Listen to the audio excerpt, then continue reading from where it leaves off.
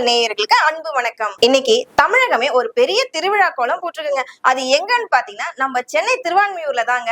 எப்படின்னு பாத்தீங்கன்னா தமிழக வெற்றி கழகத்தின் சார்பாக தலைவர் விஜய் தான் மாணவர்களை ஊக்குவிக்கும் விதமாக இந்த விழாவை ஏற்படுத்தியிருக்காரு. அது என்னன்னு பாத்தீங்கன்னா 234 தொகுதிகள் வாரியாக 10ஆம் வகுப்பு 12ஆம் வகுப்புல முதல் 3 இடங்கள் தேர்ச்சி பெற்ற மாணவர்களுக்கு ஊக்கத்தொகை கொடுத்தோம், சான்றிதழ் கொடுத்தோம், அவங்கள கௌரவப்படுத்திட்டு இருக்காருங்க நம்ம தலைவர் விஜய். அதனுடைய திருவிழா தான் திருவான்மையில மிக பிரம்மாண்டமா நடந்துட்டு இருக்குங்க. வழக்கமா விஜய் உள்ள என்ட்ரி ஆனதும் அவரோட கியூட்டான ஸ்மைல் மூலம் அனைவரையும் அட்ராக்ட் பண்ணிருக்காருங்க. அவர் உள்ள வந்ததும் தாங்க அந்த அரங்கமே அவ்வளவு அதிரடியா கரகோஷத்துல நிறைஞ்சது. மாணவர்கள் மட்டும் கிடையாது, மாணவர்களுக்கு கூட வந்த பேரண்ட்ஸும் அங்க இருந்த ரசிகர்களும் கரகோஷத்துல அந்த இடத்தையே தெரிக்க விட்டாங்க. அந்த அளவுக்கு ஒரு பெரிய வைப் கிளப்பிச்சு அந்த திருவிழா மாதிரி இருக்க அந்த மாணவர்கள் கூட்டம். இதுல இன்னொரு ஹைலைட்டான விஷயம் என்னன்னு பாத்தீங்கன்னா, ஜாதி கொடுமையால் பாதிக்கப்பட்ட சின்னதுரை என்ற ஒரு மாணவரோட அருகில போயில விஜய் போய் உட்கார்ந்துருக்காரு. அதை பார்த்துன்னு ஒரே அரங்கமே கரகோஷத்துல நிறைஞ்சதுங்க.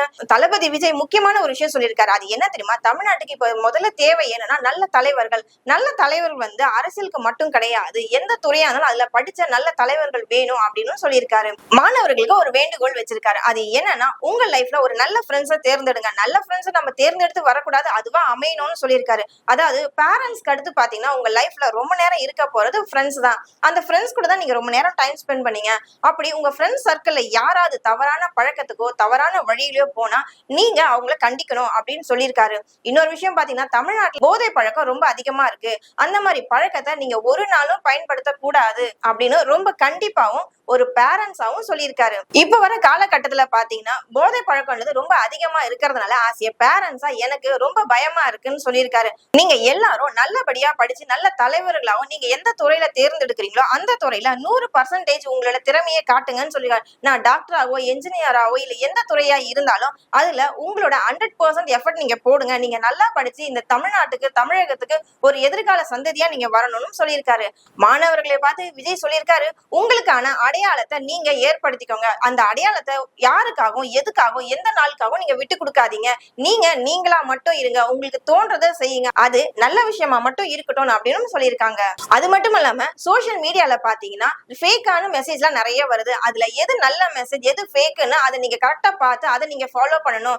எல்லாத்தையுமே நீங்க வந்து எடுத்துக்க கூடாது.